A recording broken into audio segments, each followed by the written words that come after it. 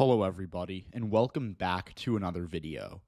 In today's video, I'll be taking a look at the 2024 House elections and offering my predictions for these races. I'm going to be discussing in detail all 88 of the blank seats left on this map, and I'll be detailing the path to the majority for both parties, but I'll talk a little bit about what I think this map is going to look like come November as of the data we have, or based on the data we have right now. So these are always long videos. We've got 88 districts to talk about. Let's just jump right into it. We're going to do this East Coast to West Coast.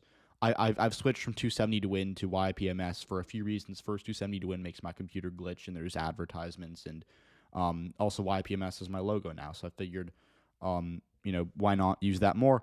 And also, I took the 10 minutes to just fill out the safe seats. 270 win has a template, which is nice, but this is better. I think just for the eyes, it's easier on the eyes, and it's also just a better website. So to get started with Maine's second congressional district, this is a seat that Donald Trump is going to win, but the Democrats are likely going to win. Jared Golden in 2022 won by 6% over Bruce Poliquin, and that was despite the fact that Janet Mills, the Democratic candidate for governor here, I believe lost the district by a couple points. So Jared Golden, good incumbent, tends to be really popular in this area, and he wins over a seat that is nowadays pretty Republican at the federal level. So Trump's going to win it, but I think Golden should be favored to hold on here. It's borderline likely, but because we're still a little further away, I'll put it in the lean.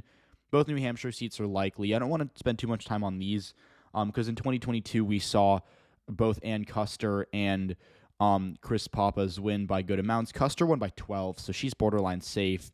And Pappas won by 8, despite the fact that he actually, I read a report that he actually thought he was going to lose on election night. He ended up winning by, well over 25,000 votes. So I would definitely say that these seats, I'd be pretty surprised if they went Republican.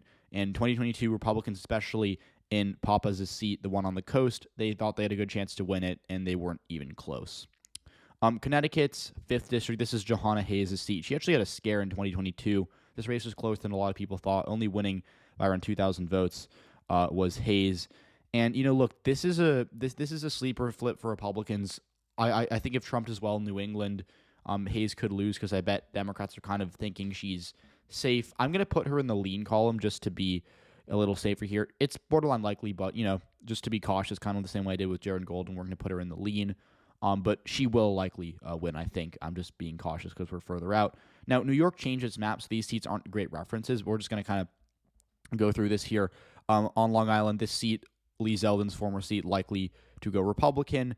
And then these two seats here, this is George Santos up here and then Anthony D'Esposito down here. But, of course, George Santos resigned, and then Republicans lost the special election to the former congressman from the seat, Tom Suozzi. So Suozzi, I think, will likely win. Republicans were really hurt here by Santos' scandals, and Suozzi won by, I think, 7 or 8 points in the special election. He'll likely win again.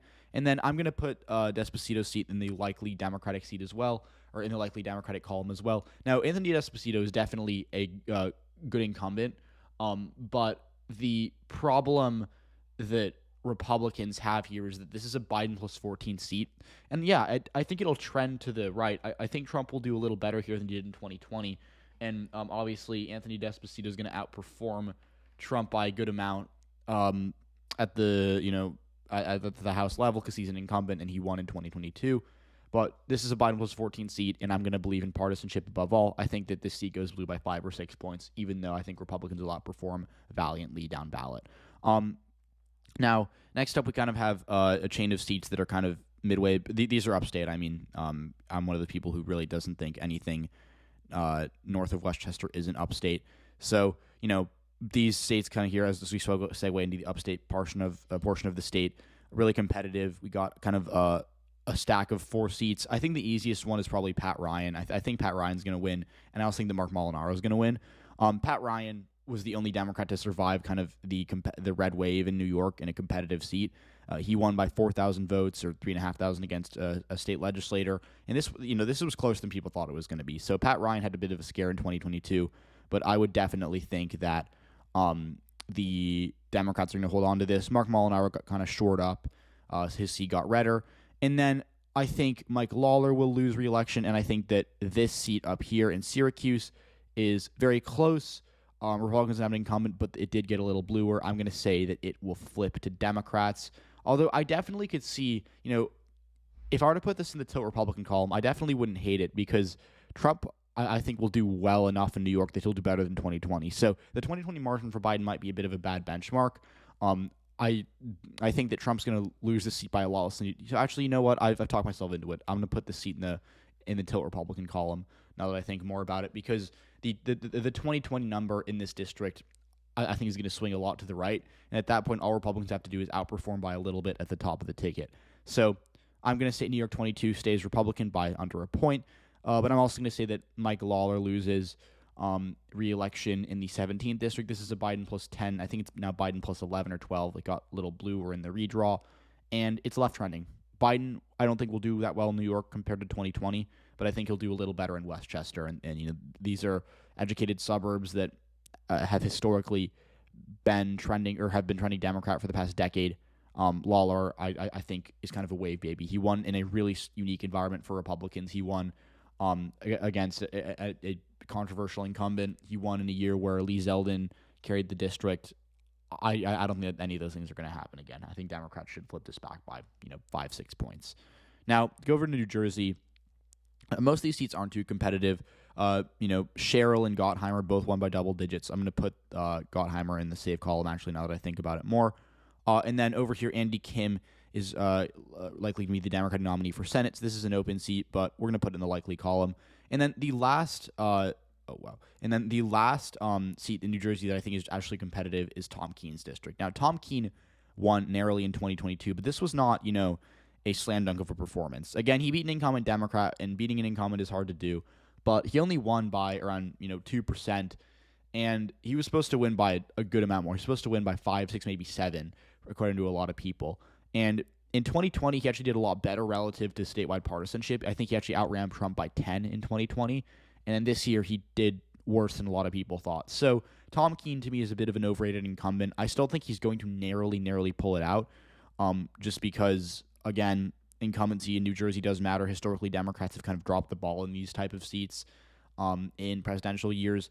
And this is a broad thing I'm going to be touching on a lot in this video, is that Democrats have often been expected to win over left-trending suburban seats in presidential years because, whether it's Biden or Clinton, we're likely to carry it. And then it actually takes them another few years to win them back. What happened in 2016, Democrats were in a lot of suburban seats. People thought they had a chance, and they ended up losing them by a lot. But then in 2018, which was a genuine blue wave midterm, they were actually able to win them. So maybe, let's say Trump wins the election. I think this is a seat that would definitely flip in a Trump midterm. But I think this year I'm kind of betting on Democrats, especially in the Northeast, doing a little worse than people think in the suburbs. And that's, by the way, that's why I'm more cautious about Connecticut, or even, a lot of people think that Lawler is going to lose by 8 or 9. I think he's only going to lose by 5 or 6, even though I do think he's going to lose. Now, going over to Pennsylvania, Pennsylvania to me is an interesting state. I think broadly Democrats are going to have a good night here in 2024. So I'm going to say that they're going to hold on to all their seats. This is kind of a reach here, I know, for a lot of people. I know a lot of people don't like. Oh, I don't know why that was in the safe column. That's a very competitive seat. Look, I know this is kind of a reach. I know a lot of people don't like picking both Wild and Cartwright to win, and I actually think I had Cartwright losing in my last map. But if I'm betting on Republicans outperforming Trump in suburban seats like in New Jersey, it's only fair for me to bet on Democrats to outperform Biden in right trending working class seats in states in areas like northern Pennsylvania. Matt Cartwright won in 2022. I think it was a little closer than it should have been. He won by just 2%, which, not bad for a Trump plus 3 district. But again, he could have won by more, and Jim Bognett was not that good of an opponent. So Cartwright, I think, is really going to have to do well to win again. But the good news for him is that I think Bob Casey's going to win the district, and Casey will likely outperform Cartwright. And again, David McCormick, to me, is a candidate that will do well in the suburbs for Republicans. Probably not that well in the working class areas. Again, he's a businessman from Connecticut, I think not really from Pennsylvania. And I think Bob Casey, as a 3-term incumbent, is going to, or I think more than that, maybe 4-term incumbent, is going to hammer him for that. So I'm just going to bet on Cartwright to ride the Casey coattails. Trump will still win this district at the federal level, but I think Democrats are going to go 2 for 3. I think they'll win it in the Senate and the House, but lose it the presidency. Now, Pennsylvania 17, I'm being a little bullish here. I'm putting it in the likely Democratic column, but I don't hate it. Chris D'Eluja won by, over 24,000 votes in 2022. And obviously you had Josh Shapiro and John Fetterman on the ballot, but this seat is left trending. I think Biden's going to do really well in Pittsburgh. Trump didn't really do that well here in the primary, so I bet there's still some suburban swing against Republicans in this area. Now, Brian Fitzpatrick if he'd been primaried out, the seat would immediately move to toss-up, but again, he's a good incumbent. He won a Biden plus 4 seat by 10 in 2022. He will win again. And then Scott Perry, I think, is in for a closer race than last time. And last time he actually had a bit of a scare. He only won by 8 in his race. A lot of people had a safe Republican. I think he'll win by 7 maybe this time. It'll narrow up again. But I still don't feel comfortable putting this in the truly competitive range. It's still a Trump seat. It's still a seat that I think Republicans are counting on winning. And at the end of the day, Democrats, I doubt, are going to invest too much here. Going over to Maryland, Virginia, just to bang out some of these. Maryland, I believe this is the 1st district or the 6th. No, it's not the 1st. It's the 6th district. And then I know for a fact this is Virginia's 7th district. Both suburban seats the Democrats won in 2022. The 6th district was closer. David Trone is now running for Senate, and he's likely going to lose the primary, I would say, to Angela also Brooks. But Democrats don't have an incumbent here, which is unfortunate for them. It's still a Biden plus 9, 10, 11 seat, I think. And Biden, I think, is going to do well in Maryland this year. So, to me, not really a concern for Democrats. Now, Virginia 7, it was closer in 2022, but it's trending left. Spanberger is not running for re-election, which I think makes it a bit more complicated. But, I guess I'll put it in lean now that I think about it. But this is a seat that I think Democrats are likely to win. It's borderline likely, but I just think in terms of the margin, it could be a little closer, maybe like a 4 or 5 point win. If Spanberger was running for re-election, I think she'd be in the likely column, though. But she's running for governor in 2025, not likelihood, so she'll definitely be a face to watch in Virginia later. And I'm now realizing that I filled out some of these seats wrong. Like, again, Donald McEachin's seat, that one, which I was replaced by, I think unfortunately passed away, and there was a special election to replace him last year, and Democrats won that. It's a deeply Democratic seat, so it's going to stay Republican or to stay Democratic. But Donald McEachin is no longer the incumbent here. And then the 2 other seats here, we have Bob Good's seat over in the 1st district. He won by 13 in 2022. It's left trending, so it might narrow up a little bit, but I doubt it'll be anything particularly close. And then Elaine Luria's seat, which I'm actually going to move to lean Republican. Now, this is a Biden seat. It's Biden plus 2. Biden will probably win it by maybe a point or so more in 2024 because it is left trending. But the problem for Democrats here is that they don't really have a candidate, and there's no reason for them to invest in this media market, right? Like, Virginia Beach is a left-trending area, and Democrats are going to do well here for decades to come. But there's no urgency for them to beat out this Republican incumbent, even though it is a competitive seat. They're better off spending their money in, say, the media market up here where there's 3 competitive House seats, or in Pittsburgh, or potentially in New York, or in New Hampshire, or in Maine, or as we get to the West Coast, Los Angeles, or other Midwestern cities where a lot of competitive House seats. This, to me, is just a seat Democrats are going to sleep on, and I think they're going to take the loss, even though if they tried really hard, they could maybe beat I think I said Elaine Lurie at the beginning. Jen Kagan's, excuse me, sorry. Even though they could maybe beat Jen Kagan's here, I just don't think they're going to invest, and I think she's going to win. Although, again, if Trump wins the election, it's kind of like the Tom Keene seat, where if we get a Trump midterm, I bet she would lose. North Carolina, another map redraw here. These 2 seats are drawn to be Republican-leaning, but will likely be under 15%. And then this seat over here is going to be really close. So this seat, I think, was drawn to be only like Biden plus 2 or 3. It's right trending, and turnout, I think, is going to drop. We saw in 2022, Don Davis only beat Sandy Smith by 4% in this district, and this was a Biden plus, I think, 10 seat. And he was supposed to win by more. So there have been warning signs for Democrats in this part of North Carolina. It's very rural.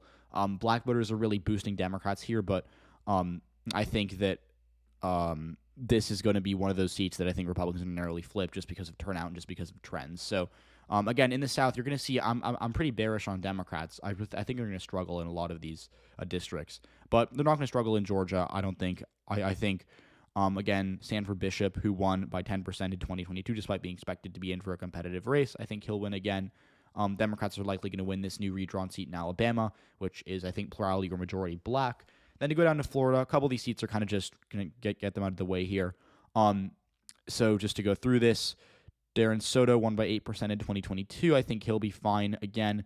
But I think this is Laurel Lee's seat up here, or Corey Mills' seat. Laurel Lee is over here. Corey Mills' seat up here. I got them confused because they're both like GOP plus 18 seats that are both going to be likely. And then Charlie Crist's former seat, now redrawn to be more Republican, I think is also going to stay red. And then down in South Florida, you have Maria Elvira Salazar's seat. She won by 14% in 2022 in a narrow Trump seat. She'll likely win by a similar amount again. She could be borderline safe, but I'll put it likely out of caution. And then the most competitive seat is Jared Moskowitz's seat in the 23rd district. He won by 5% in 2022, but that was a red wave year. That being said, it is right trending, so I think Trump could low-key do pretty well here. But I'm going to keep Democrats' favor just because I do think Moskowitz is an incumbent and in a year that could be bluer than – because Florida, DeSantis won by like 20 points statewide. Trump's going to win by 20. He might win by 10, but not 20.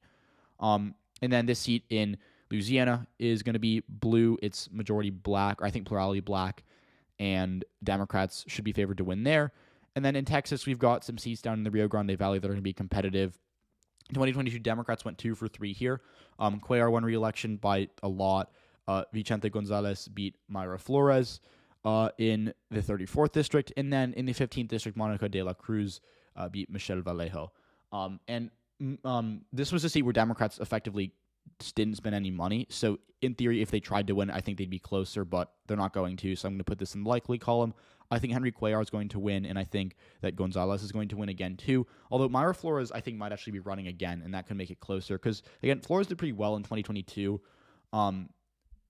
Losing by 9 in this seat, I don't think is that bad of a result, considering Biden won it by like 15, and it is going to trend right again. So I could see it being within 5, but I would be pretty surprised if Republicans actually won it back. Now, to go up to these Midwestern states, kind of going out of order here because I went down south. Tennessee, first to get that out of the way, this seat is only mildly competitive. Republicans won it by 14 in 2022. It is left trending, and Nashville is an area where Democrats are going to do well in the future, but it's too soon now. Ohio's got a few interesting seats. The first one is this one right here, where Republicans won by 24 in 2022. And I left it blank, not because I think it's going to be competitive, but because I think it could trend left by a good amount. Same with Max Miller's seat. Max Miller only won by 10 in 2022, so this one actually could be likely. But the most competitive seats, I think, once we get the first district out of the way where Democrats won by 6 in 2022 and that against a Republican incumbent, I think this will likely get bluer. The most competitive seats are Copter's seat in the 9th, and then in the 13th, Sykes. Now, Democrats, I think Copter will hold on. It'll narrow up significantly because she won't get to run against J.R. Majewski, who is a generationally bad candidate for Republicans, and Donald Trump's going to carry this seat by 5, 6, 7 points at the top of the ticket. That'll make it harder for her because in 2022, Democrats, like Tim Ryan won this seat by a good amount. So Copter obviously did really well, but she also did so on the same ticket as other Democrats did well. I think Biden's going to get smoked here. It does help that Sherrod Brown will likely carry the district. That's why I think Copter's favored to win, but this will be closer than people think. And then Sykes' district, this is about as close of a toss-up as it gets. I'm going to say Democrats hold on to it just because Sherrod Brown's on the ballot, but if he wasn't, I'd probably have both these seats going red. Now, in Michigan, a couple interesting seats here. First of all, the 3rd district I just had on the map just because it could be close, but Hillary Scholten will likely win re-election by a good amount. Dan Kelly's not running for re-election, so that puts the seat in play for Republicans. Actually, I'll be bold and I'll say they're going to win it. It's only Biden plus 2.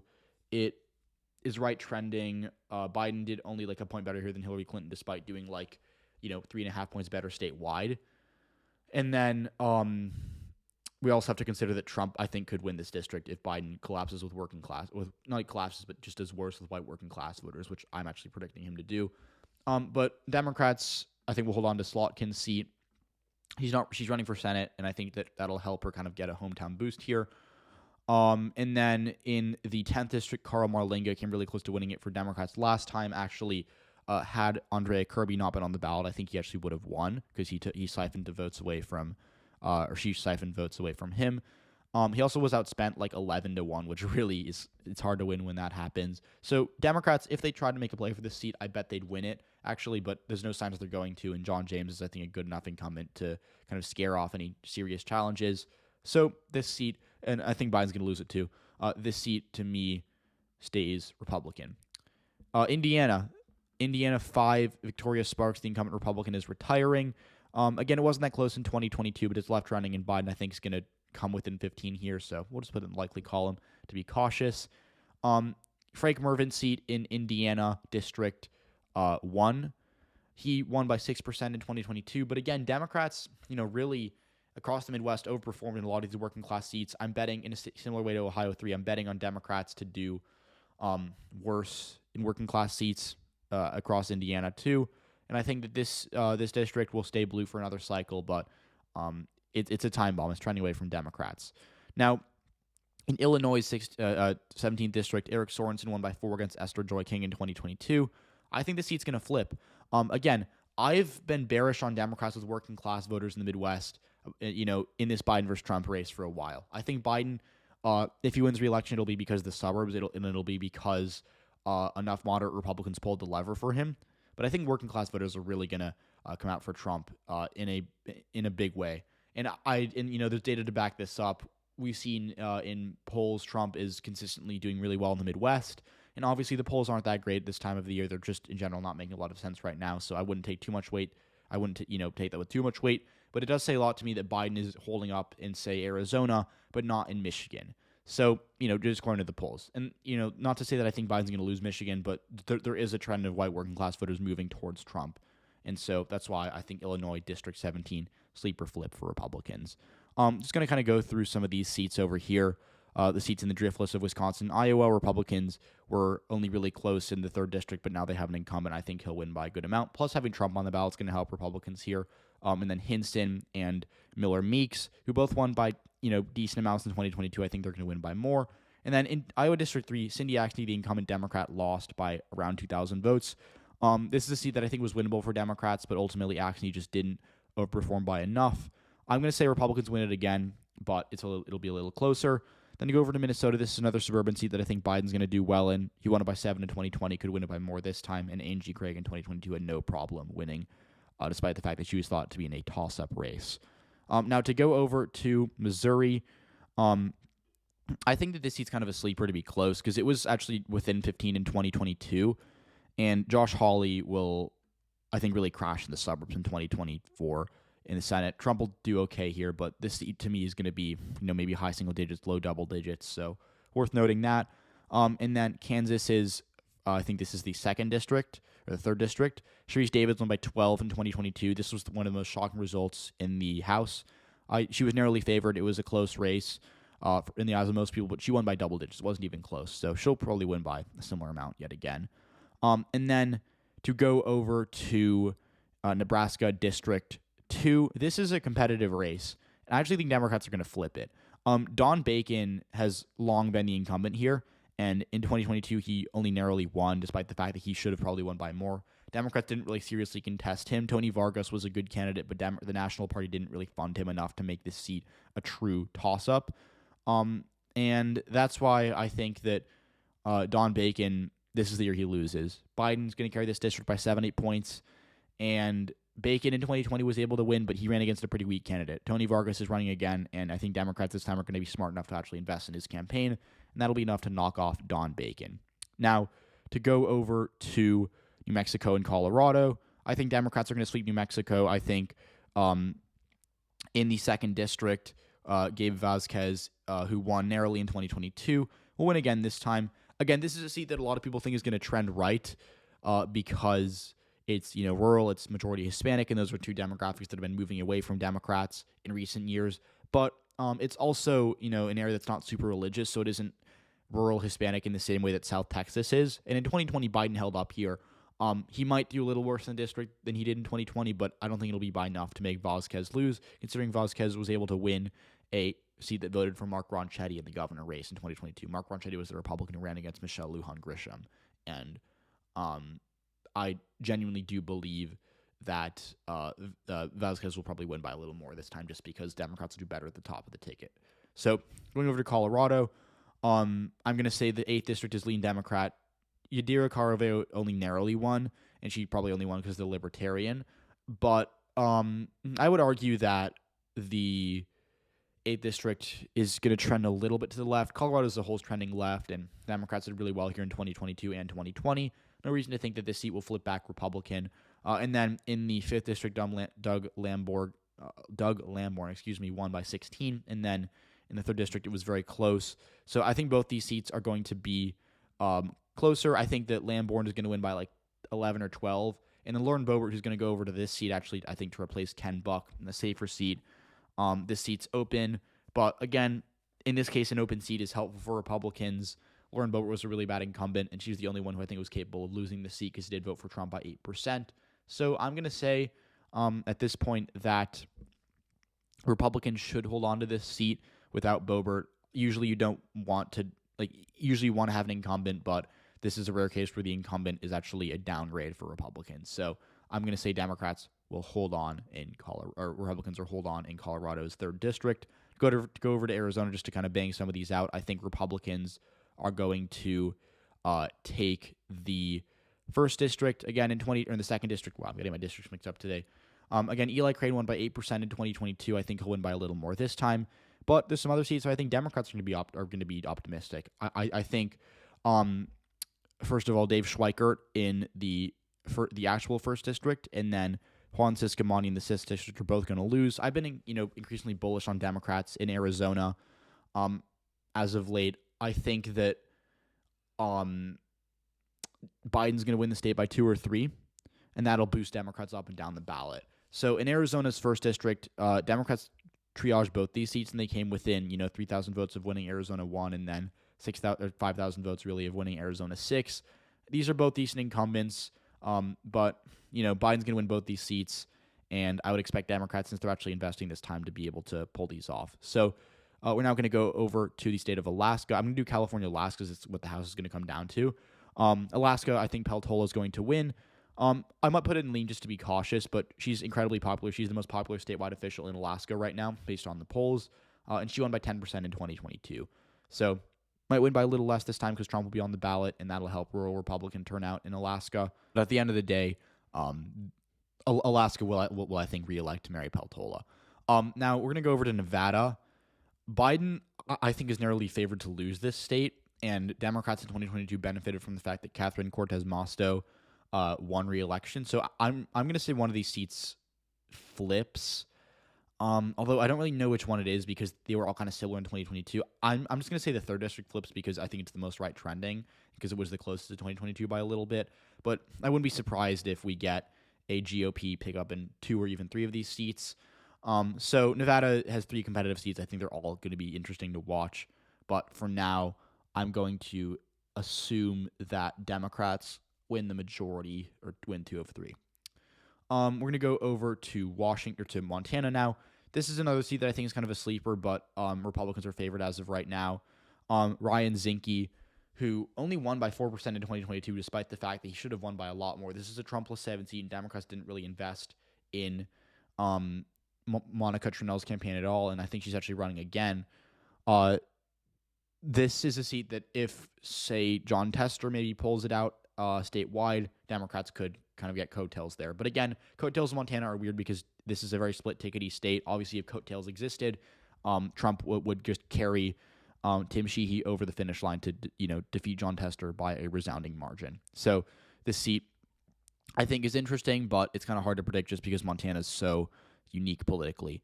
Now, in the Pacific Northwest, Washington, Oregon, I'm going to put all these seats in the Democratic column, obviously by narrowing them by narrower amounts. But this is what I think is going to happen. So in Washington District 8 and Oregon District 6, 2022 is pretty close, especially in the 6th. But Oregon, we saw a kind of a mini red wave happen in Oregon because Republicans won the Republicans came within 4% of winning the governorship and actually did really well at the House popular vote level, as a result of that. Democrats, I think, are going to have a good year in Oregon in 2024. Again, it's an educated state. It's left-running. It's on the West Coast.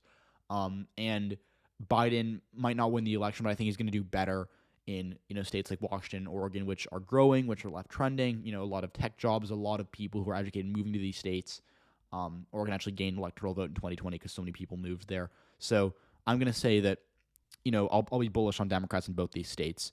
And then the other thing I want to say is that the 3rd district, Joe Kent is likely to be the GOP nominee again, and he lost to Marie Gluesenkamp-Perez by 2,500 votes in 2022, despite the fact that Marie Gluesenkamp-Perez was really thought to be in a severe underdog. I think the 538 famously gave her like a 2% chance of winning, and she ended up winning. So definitely one of the biggest upsets of 2022. I think she'll hold on this time. She's now the incumbent, and Joe Kent, I think, has only gotten worse as a candidate. So we're almost knotted up here. It's 212 to 213.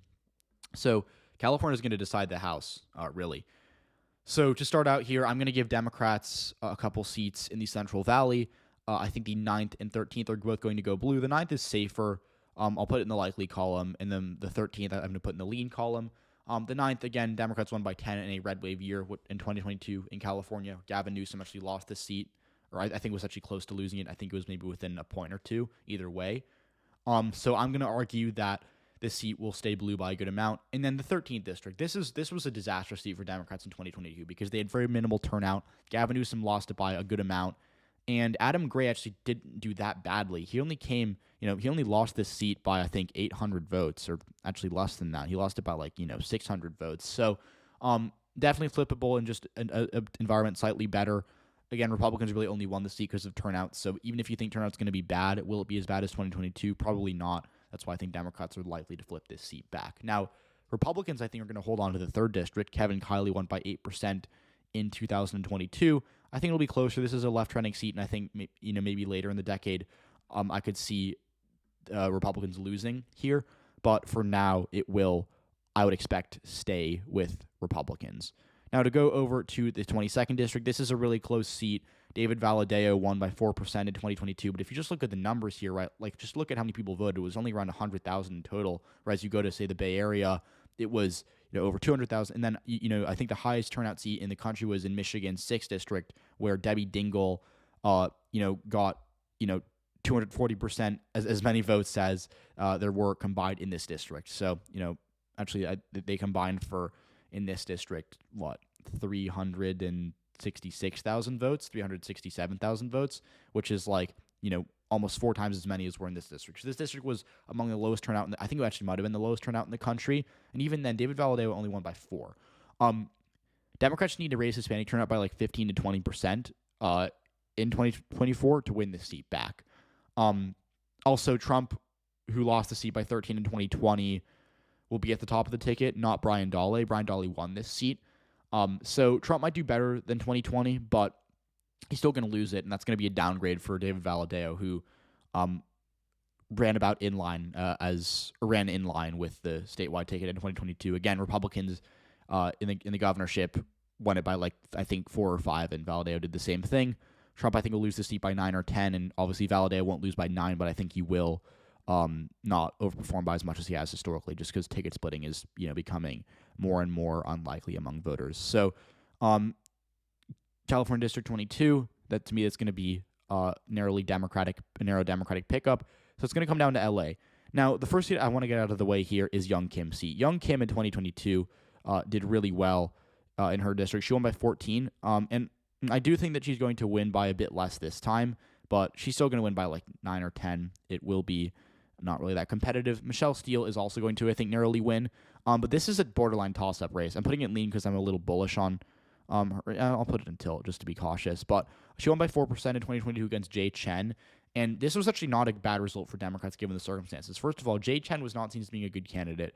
Democrats didn't really fund him. They didn't give him the money he would have needed to take out an incumbent like Michelle Steele. And furthermore, Democrats got crushed in California at the top of the ticket. I think Newsom lost the seat by almost double digits, and Jay Chen only lost by 4. So Michelle Steele, definitely a good incumbent, but she's also very beatable.